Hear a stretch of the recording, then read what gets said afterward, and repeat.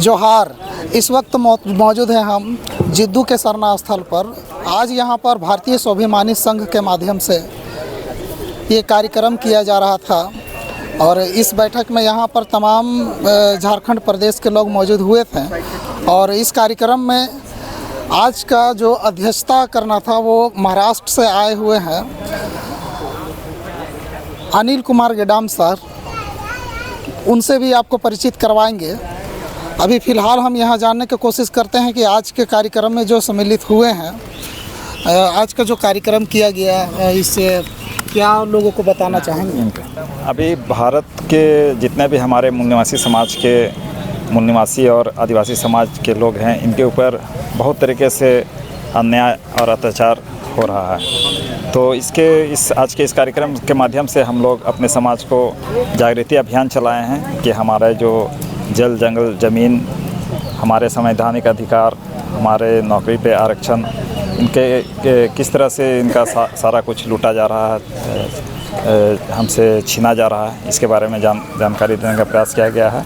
और महिलाओं के ऊपर भी जिस तरह से अत्याचार हो रहा है और आदिवासियों को नक्सली बोल करके मारा जा रहा है, इसके बारे में हम लोग जानकारी देकर हम लोग जागृति देने का प्रयास किए हैं। ये जल जंगल ज़मीन का संघर्ष तो बहुत दिनों से चल रहा है, पर देखते हैं कि इम्प्लीमेंट नहीं हो पा रहा है।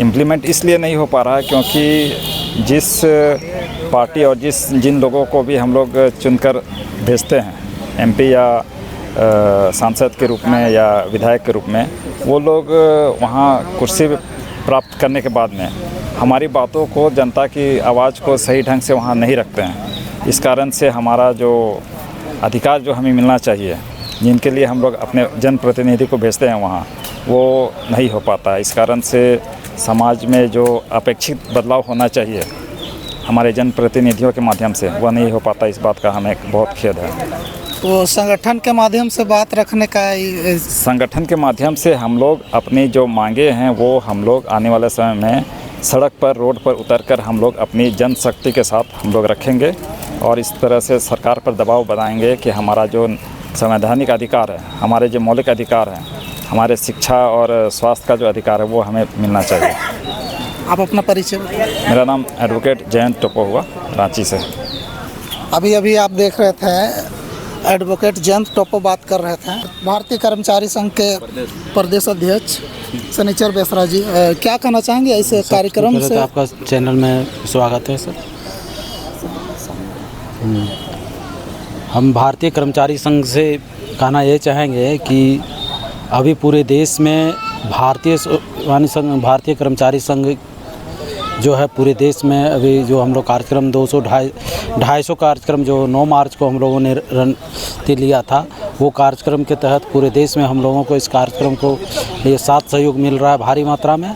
और क्योंकि ये हमारा महापुरुषों का उद्देश्य है, ये कोई नया उद्देश्य नहीं है। महापुरुषों के उद्देश्य और मकसद को पूरा करने के लिए ये संगठन बनाया गया है। इस कार्यक्रम को हम लोग महापुरुषों का, इसमें उम्मीद है कि हम लोगों महापुरुषों का उद्देश्य और मकसद पूरा होगा। महापुरुषों को आंदोलन के लेकर लगातार जब से आज़ादी मिली है संघर्ष जारी है, लेकिन अभी तक लोगों अधिकार से वंचित है। आखिर कारण क्या रहा? क्योंकि अधिकार से वंचित इसलिए है क्योंकि हमारा जो महापुरुषों का जो आंदोलन किए थे, उस आंदोलन को हमारे जो पढ़े लिखे जो हक अधिकार मिला, उसमें हमारे जो अधिकारी और कर्मचारी जो महापुरुषों के उद्देश्य और प्रचार प्रसार करने का काम नहीं किए। क्योंकि उन लोगों को जो हक अधिकार हमने महापुरुषों ने हम लोगों को दिलवाया, वो क्या किए कि वो अपना परिवार और पेट पालने में ही सीमित रखा। बहुत धन्यवाद। अभी आप देख रहे थे शनिचर बेसरा जी थे, आज का जो इस कार्यक्रम का अध्यक्ष कर रहे थे। आज हमारे सामने महाराष्ट्र से चल के आए हैं अनिल कुमार गेडाम जी। जानना चाहेंगे आज का इस कार्यक्रम का उद्देश्य क्या है सर? इस कार्यक्रम का उद्देश्य ये है कि भारतीय कर्मचारी संघ और भारतीय स्वाभिमानी संघ की 9 मार्च 2025 में निर्मित हुई है। तो उसके तहत हमारे महापुरुषों का जो अधूरा रहा हुआ जो सपना है, व्यवस्था परिवर्तन का, समस्या मुक्ति का, मूल निवासी लोगों को गुलामी से मुक्ति करने का, शोषण से, अन्याय से मुक्ति करने का जो हमारे महापुरुषों का सपना था, उस सपने को पूरा करने के लिए संगठित शक्ति की ज़रूरत होती है और संगठित शक्ति को लोगों को जागरूक किए बगैर वो संभव नहीं है। तो हमने 250 पूरे भारत में प्रबोधन कार्यक्रम लेने का टारगेट रखा था। उसी के तहत ये झारखंड के अंदर में झारखंड स्टेट के सभी लोगों को इस संगठन शक्ति के दायरे में लाने के लिए इस प्रोग्राम का आयोजन किया गया था। ये संगठन का जो निर्माण किया जा रहा है, इससे जो वंचित है समाज, उन लोगों पर क्या प्रभाव पड़ेगा? इस संगठन का अगर शक्ति का निर्माण होता है तो हमारे ऊपर में जो शेड्यूल कास्ट हो, शेड्यूल ट्राइब हो, ओबीसी हो या माइनॉरिटी हो, ये जो लोग हैं हमारे ऊपर में अन्याय इसीलिए होता है क्योंकि हमारे पास में संगठित शक्ति नहीं है। हम भारतीय कर्मचारी संघ और भारतीय स्वाभिमानी संघ के माध्यम से वही संगठित शक्ति का निर्माण करना चाहते हैं। अगर हम संगठित हो जाते हैं तो अन्याय अत्याचार करने वाला भी सोचे उसके बाद में हमारे ऊपर में अन्याय अत्याचार नहीं कर पाएगा, तो ये प्रभाव गिरेगा। इसके बाद में वो अन्याय अत्याचार करने के बारे में सोचेगा, ये प्रभाव होगा। ये जो महापुरुषों का आंदोलन है, इस आंदोलन से लगभग आज़ादी के बाद से ही जो शोषित वर्ग है लगातार आंदोलन पर उतर रहे हैं, लगातार अपने अधिकारों का मांग कर रहे हैं, लेकिन अभी तक धरातल पर इम्प्लीमेंट नहीं हो पाई है। इस पर आप क्या कहेंगे? जी, लोगों के अंदर में अपने हक अधिकार के लिए जागृति बढ़ी हुई है और वो जागृति के चलते समाज में छोटे बड़े जो ऑर्गेनाइजेशन या संगठन बने हैं वो अपने अपने तरीके से इसका विरोध कर रहे हैं या मांग कर रहे हैं, लेकिन इनके अंदर में एकता का अभाव है। जब तक ये एक उद्देश्य को लेकर एक मंच पे नहीं आते, संगठन अलग अलग हो सकते हैं लेकिन मकसद एक है, तो आने वाले दिनों में इन्हीं संगठनों को एक करके एक मकसद के लिए इकट्ठा आकर हम उस मुकाम को या हमारे महापुरुषों के सपने को पूरा करने की कोशिश करेंगे। इसके लिए भी हमारी पहल चालू है कि अलग अलग संगठन में काम करने वाले लोग हैं, अलग अलग एरिया में काम करने वाले लोग हैं, उनको इकट्ठा लाकर एक ही दिन एक ही समय में हम बड़ी कार्रवाई इस देश में करेंगे और हमारे जो हक अधिकार है उसको लोगों को प्राप्त करके देंगे। कहीं कहीं पर ऐसे बातें चलती है जैसे यहाँ का आंदोलनकारी हुए झारखंड के आंदोलनकारी हुए, तो ज़्यादातर लोगों में झारखंड के आंदोलनकारियों का ही वर्चस्व उनको पता चलता है, लेकिन अगर महाराष्ट्र के आंदोलनकारी का बात किया जाए तो उनके दिमाग में नहीं आता है।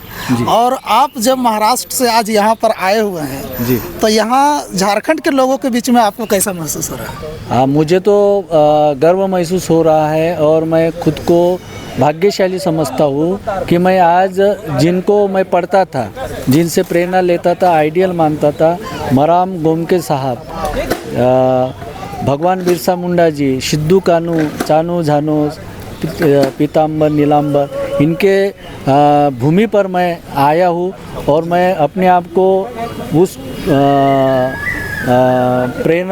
प्रेरणा को गौरवान्वित कर रहा हूँ, महसूस कर रहा हूँ कि ये हमारे महापुरुषों की जो वो भूमि है जिन्होंने पूरे भारत के आदिवासियों को एक दिशा दी और अन्याय के खिलाफ आंदोलन करने के लिए ऊर्जा प्राप्त की। और आने वाले दिनों में यही संदेश हम लेके जा रहे हैं कि हम अलग अलग स्टेट में ये हमारे महापुरुषों की जो प्रेरणा है वो हम प्रज्वलित करेंगे और उसका आधार बनाकर हम फिर से हमारे महापुरुषों का आंदोलन प्रज्वलित करेंगे, पुनर्जीवित करेंगे। एक सवाल और है जी, नागपुर और छोटा नागपुर जी, ये दोनों का मैच यदि झारखंड वासियों में हमेशा अलग तरह का ये भावना बना हुआ रहता है, वो लोग समझ में नहीं आता कि नागपुर और छोटा नागपुर में आखिर क्या अंतर है, क्या उसमें मैच करता है, ये जानकारी आप मैच तो ये होता है कि नागपुर से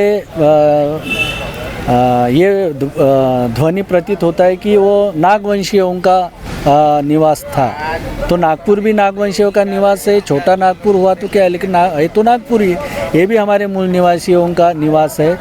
तो छोटा नागपुर और बड़ा नागपुर में एक ही समानता है कि हम सब नागवंशी लोग हैं, हम मूल निवासी लोग हैं, यहाँ के मूल मालिक लोग हैं। ये हमारा एक समान जो रिश्ता है वो डीएनए के आधार पे भी है, नाम के भी आधार पे भी है और सांस्कृतिक के आधार पे भी है कि हम मूल निवासी हैं। धन्यवाद सर।